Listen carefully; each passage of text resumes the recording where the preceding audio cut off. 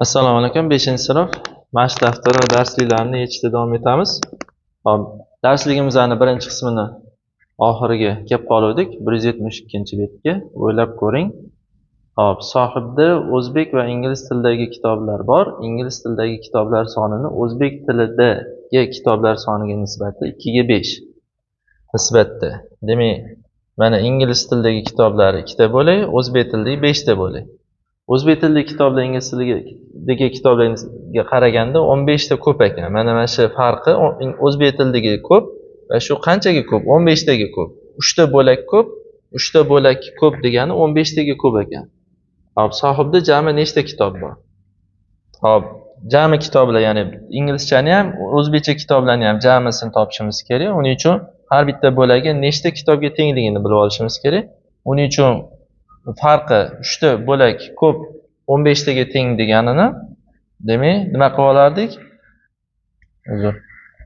15 ni 3 ga bo'lamiz. Mana 3 ta bo'lakda har bitta bo'lagi nechta kitobga tengligini topib olamiz. 15 ni 3 ga bo'lsak 5. Demak, har bitta bo'lak 5 tadan kitob degan ekan. Hamma bo'laklar bir xil deb hisoblanadi, bir xil bo'lakka bo'linadi deyiladi. To'g'rimi? Hop, har bitta bo'lagi 5 ta kitob ekan. Endi umumiysini soniga ko'paytirib qo'yamiz. Ya'ni 5 ni umumiy bo'laklar soniga ko'paytiramiz. Hop, ingliz tilida 2 ta bo'lak, o'zbek tilida 5 ta bo'lak. Общий 7 ta bo'lak. 7 ta bo'lakni ko'paytiramiz 5 ga.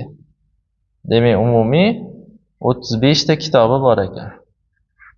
Demak, mana bu yerda so'roq deyilgan joy 35 bo'ladi.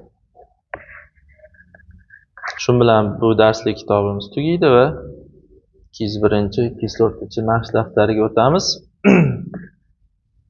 201-bet amaliy topshiriq. Berilgan o'lchamlarga ko'ra to'g'ri to'rtburchak chizing va uni berilgan nisbatda 3 ta qismga bo'ling. Juftlikda ishlang.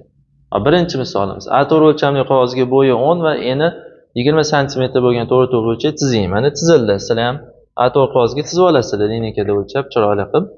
Hop, endi chizilgandan keyin nima qilishimiz kerak? To'g'ri to'rtburchakning yuzlari nisbati 2, 3, 5 bo'lgan 3 ta to'g'ri to'rtburchakka shakldagi bo'lakka bo'ling.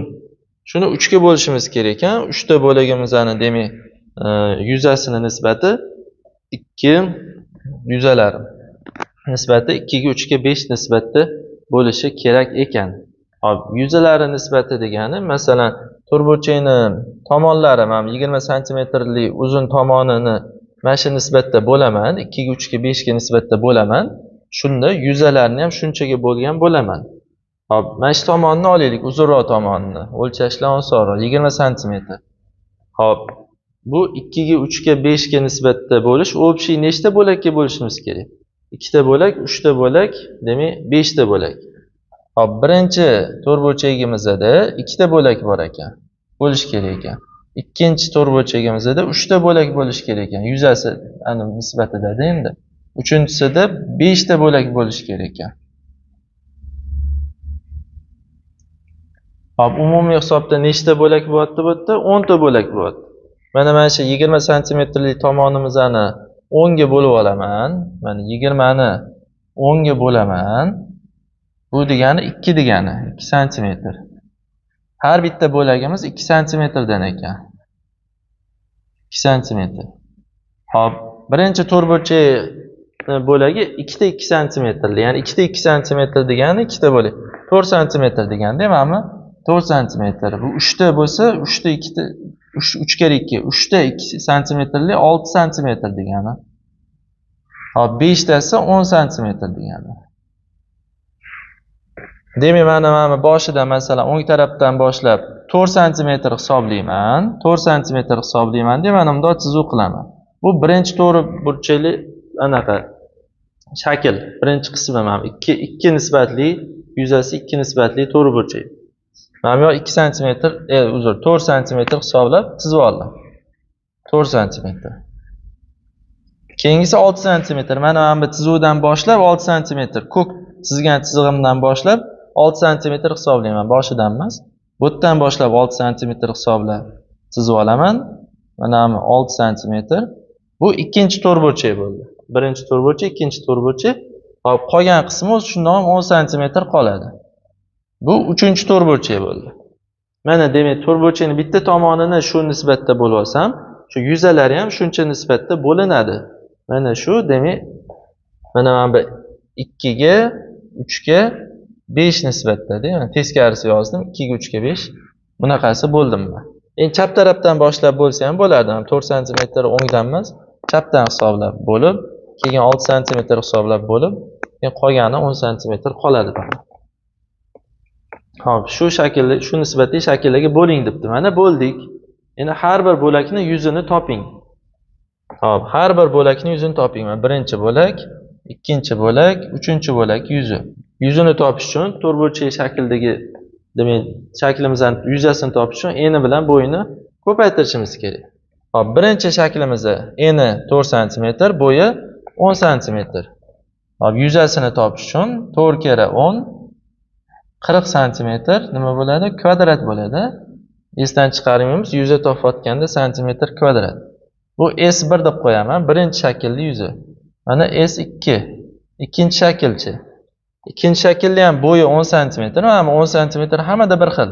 Faqat eni har xil qilyapti. Eni 6 sm ekan. 6 ni 10 ga ko'paytiraman endi. Nima bo'ladi? 60 bo'ladi, santimetr kvadrat.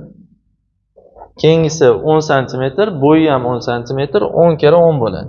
Uchinchi shaklimizning yuzi 10 kere 10, ya'ni 100 santimetr kvadrat. Mana javoblarimiz shu bo'ldi. 40, 60, 100 bo'ldi. Santimetr kvadrat. Ya'ni har bir bo'lakning yuzini topdik. Xo'p, muammoli topshiriq. Rasmda 3 ta bo'lakka bo'lingan to'rt burchak tasvirlangan. A bo'lak yuzini B bo'lak yuziga nisbati 2 ga 5. Xo'p, A ni B ga nisbat. Bunga o'xshagan masalani oldingi videolarda ko'rdik. B bo'lak yuzi C bo'lak yuzidan 12 sm ga katta. B bo'lak yuzini toping.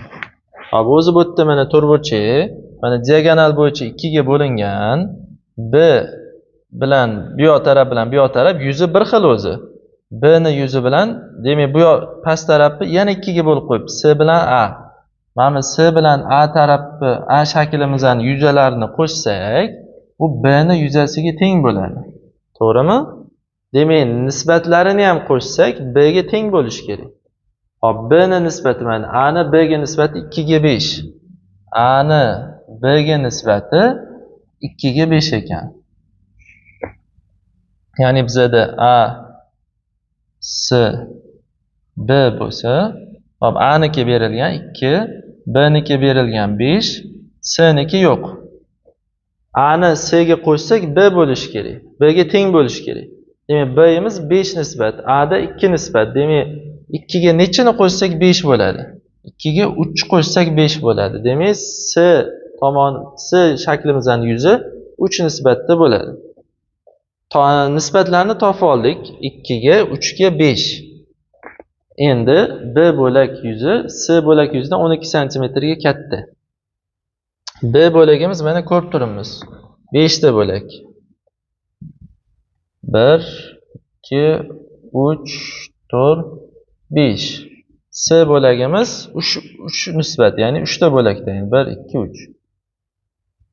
Hop, B bo'lak C bo'lakdan 2 ta bo'lakka katta, to'g'rimi? 2 ta bo'lakka katta. Shu 2 ta bo'lakka kattasi 12 sm kvadrat ekan. B C dan 12 sm kvadratga katta deyapti-yu. 2 ta bo'lakka katta edi-da, u yoqdan nisbatdan olsak. Endi B bo'lak yuzini toping. Mana B bo'lak yuzini toping. Nima qilib olamiz? Yana shu, demak, 12 sm kvadrat bu 2 ta bo'lakka to'g'ri kelsa, har bitta bo'lak necha santimetr kvadrat degan? 12 ni 2 ga bo'lish kerak. 12 ni 2 ga bo'lsak 6 bo'ladi. Santimetr kvadrat. Demak, har bitta bo'lagimiz 6 dan ekan. Hop, B ni yuzini toping deganda, B ni yuzasi 6 ta bo'lakka, 5 ta bo'lakka 6 ga ko'paytirib chiqamiz. 30 santimetr kvadrat. Javobimiz shu.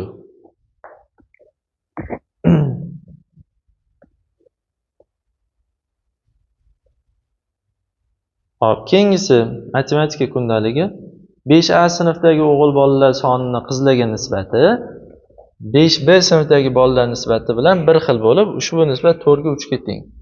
Demak, 5A sinfda ham, 5B sinfda ham o'g'il bolalarni nisbati qiz bolalarga 4 ga 3 ekan.